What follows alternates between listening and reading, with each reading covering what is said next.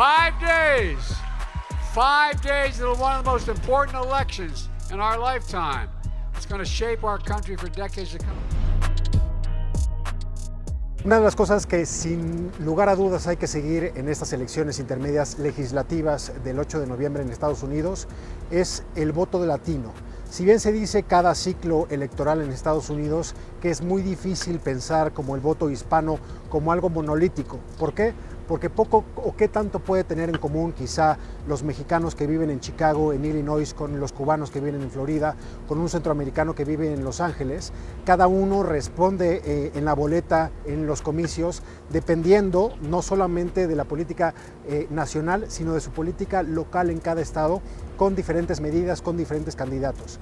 Dicho esto, será muy interesante ver cómo los latinos se desenvuelven en las elecciones después del fenómeno de Donald Trump. This is the year we're going to take back the House, we're going to take back the Senate, we're going to take back America, and in 2024, most importantly, we are going to take back our magnificent White House, right?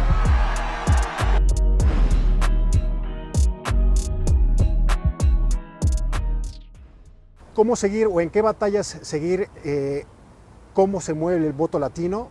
Propongo seguir dos elecciones. La primera de ellas, Nevada, donde la senadora demócrata Catherine Cortez Masto, quien le sigue por muy pocas décimas en las encuestas, Adam Laxalt, quien es un trumpista, quien era un republicano tradicional y se ha tenido que correr a la derecha como casi todos dentro del Partido Republicano. Lo que veremos ahí es los latinos y sobre todo latinos trabajadores que están reunidos en los sindicatos de Las Vegas, Nevada, si apoyan como hacen tradicionalmente a los demócratas o se empieza a dispersar el voto latino entre apoyos a ciertos trumpistas como el candidato a gobernador de Nevada y el candidato al Senado. Si los demócratas pierden un asiento de Catherine Cortez Masto, sería terribles noticias para la administración del presidente Biden, pues su mayoría, que es una mayoría muy escasa en el Senado, estaría verdaderamente en peligro o ya en vías de desaparecer. Otra competencia que hay que seguir muy claramente es la zona del sur de Texas, donde hay varios distritos que van al Congreso, a la Cámara de Representantes, y también, por supuesto, la batalla a gobernador en Texas, donde una de las estrellas del Partido Demócrata, que es Beto O'Rourke, busca convertirse en el gobernador.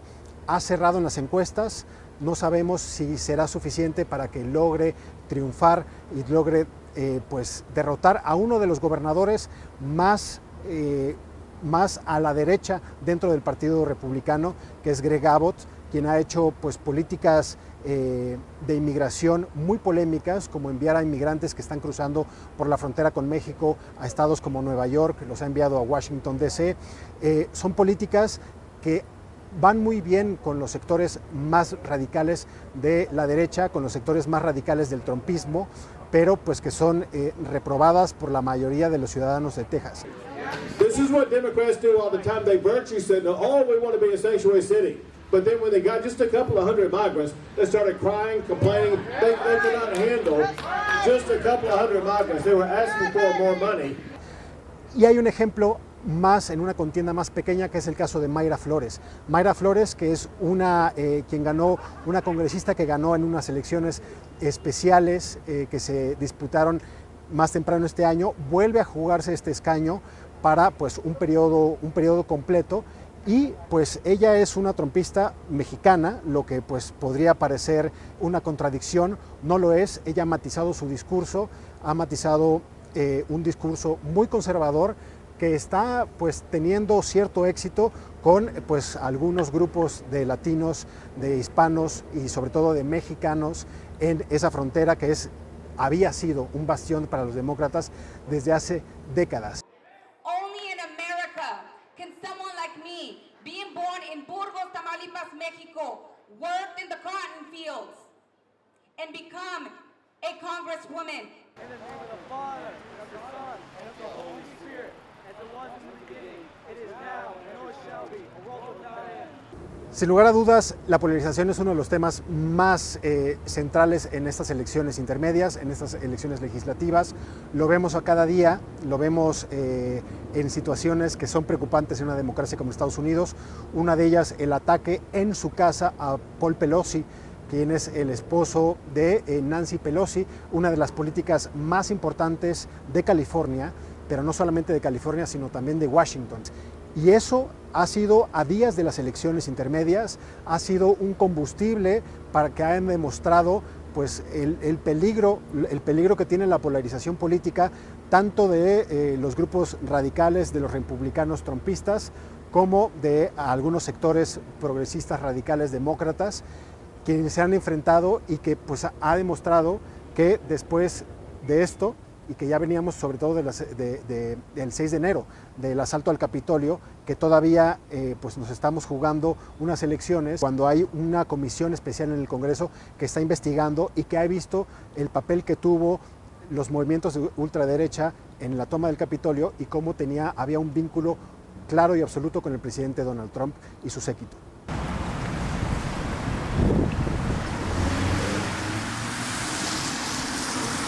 Otro de los temas es la cantidad de candidatos que haya puestos, tanto en el Senado, tanto en la Cámara de Representantes, candidatos sobre todo del Partido Republicano, quienes creen que Biden no ganó las elecciones presidenciales del año 2020. Son candidatos que han hecho campaña poniendo en duda el sistema electoral de Estados Unidos, quienes no solo eso, sino que han prometido llegar al poder para reformar la forma como el conteo de votos, que pretenden quitar pues muchas de las facilidades que tienen los estadounidenses en diversos estados que son importantísimos como Arizona, Georgia, Florida, que permiten, por ejemplo, votar por adelantado, votar por correo, hacer varias horas de fila hasta el cierre de los colegios electorales. Quieren endurecer toda forma de votación para que sea prácticamente la más esencial de todas, que es el día de las elecciones, que generalmente son los martes, cuando pues, las poblaciones negras, latinas, las minorías no están trabajando y les resulta mucho más difícil acudir a los centros electorales a votar.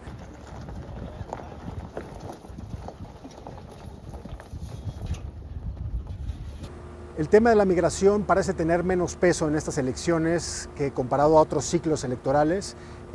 Generalmente había sido un tema que siempre también polariza, ayuda mucho a las narrativas de los partidos. 2022 es un año donde se rompieron todos los récords de encuentros en la frontera. Esto quiere decir los arrestos y las detenciones de inmigrantes ilegales que han cruzado desde México han llegado a cifras nunca antes vistas.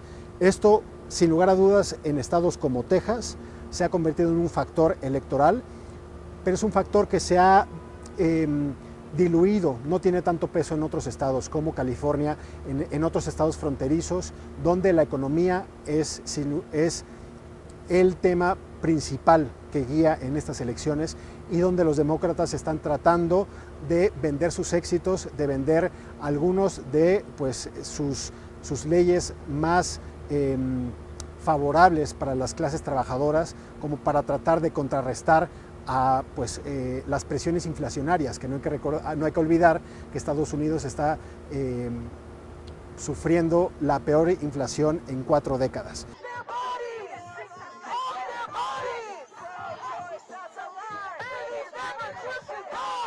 Y otro tema era el aborto, después de que la Suprema Corte de Justicia con un fallo terminara con décadas de protección de Roe versus Wade, la famosísima sentencia emitida en los años 70 que daba a las mujeres el derecho a elegir sobre sus cuerpos. Ese fue un tema que movilizó, electrizó a las votantes simpatizantes con el Partido Demócrata y también con las independientes. Pero ese fallo en el mes de mayo se ha diluido con tantas problemáticas recientes, principalmente lo que es la economía, repito, y también pues, la polarización, que ha hecho que pues, un tema tan importante como es que las mujeres decidan sobre sus cuerpos haya caído en quizá tercero o cuarto puesto entre las prioridades de los votantes. On demand. Legal abortion on demand.